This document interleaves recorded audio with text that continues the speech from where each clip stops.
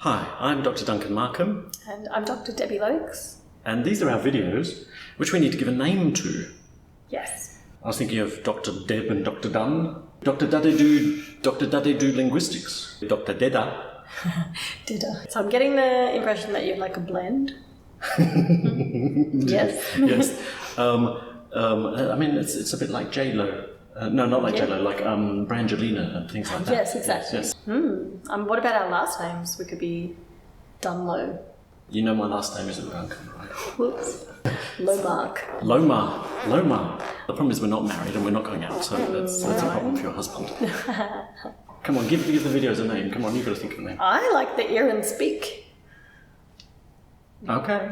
Image, brand for the Okay. videos. Then we're Dr. Duncan Markham and Dr. Debbie Lokes from Ear and Speak, and these are the Ear and Speak videos.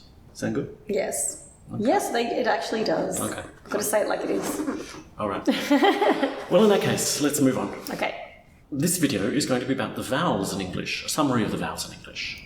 And it's important to understand for anybody who speaks English as a second language that there are 3 different groups of vowels in English. Yes, so we've got the short vowels, and we've got long vowels, and we've got vowels that move. They're diphthongs. Right, so the diphthongs are ones that are made up of 2 parts, like I or O. Yes, so you can hear those 2 parts. They end differently than they start. Yeah.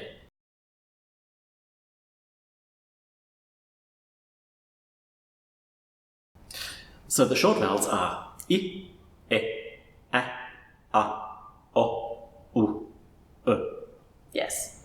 And the long vowels? I, E, A, O, U, and Exactly. And then we have the diphthongs, those ones with 2 parts. I, A, Oi, Ow, and O. Yes. So if we think of some example words for the short vowels. Yep, sure, let's do that.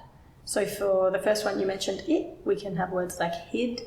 Yeah, hid. And for the second one, head. Yes. Head. And the third one was and we've got had. Fourth one, hut, little hut that you could live in. And the one after that, the o. So we have words like dog, for example. Yeah, or hot, like the weather in Melbourne. Yes, exactly. Yeah. And we've got ooh. Yeah, so we could have words like hood. Yeah, or hoodie. Yep. Hoodie, yep. Or put.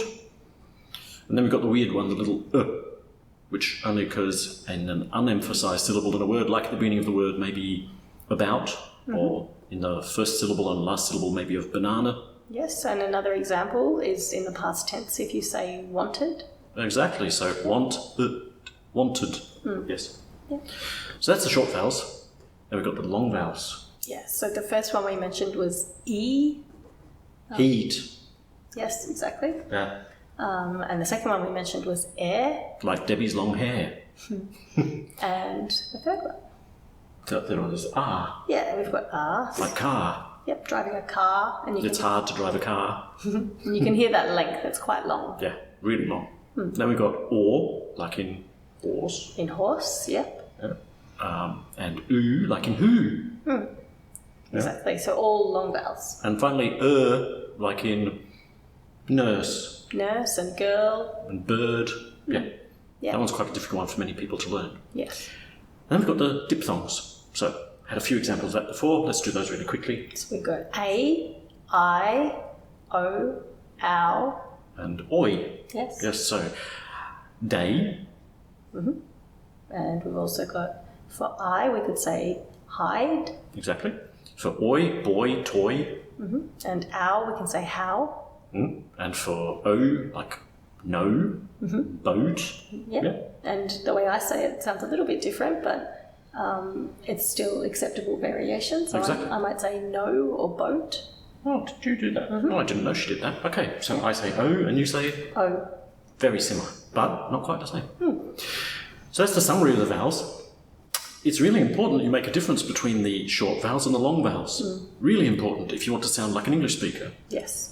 If you don't make that difference, it can result in some rather embarrassing mistakes or misunderstandings, like, for instance, a piece of paper instead of a piece of paper. Or... Well, we could have a word like sheet, Yeah. sounding like shit. Yeah. And then there are some which unfortunately sound so rude that we're not going to do them on this video. But we wanted to illustrate the importance of the difference between short vowels and long vowels in English and why you really need to get them right.